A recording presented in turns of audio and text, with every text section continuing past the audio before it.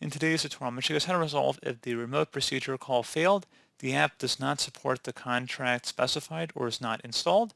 So this would typically occur if you're trying to install apps on the Windows Store, on Windows 10 or Windows 11. And in today's tutorial, I'm going to show you guys how to hopefully resolve it without too much of a hassle. And we're going to go ahead and jump straight into it. So we're going to start off by opening up the search menu and type in services. Best match should come back with services. Go ahead and open that up. You want to locate the remote procedure call service. So scroll down here.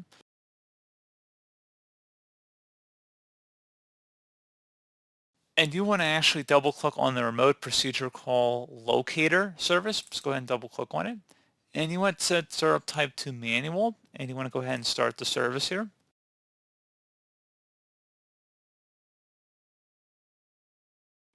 And now that you've done that, go ahead and select OK and close out of here.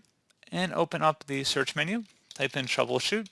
Best match should come back with troubleshoot settings. Go ahead and open that up. On the right side, you want to select other troubleshooters. And then underneath other, you want to go down to Windows Store apps and select the run button.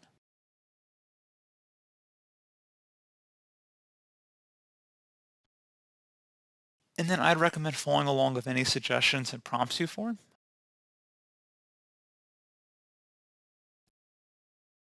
And then once you're done, go ahead and close out of everything and restart your computer.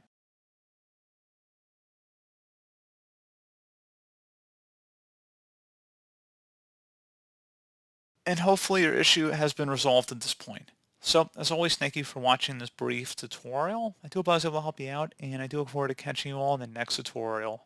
Goodbye.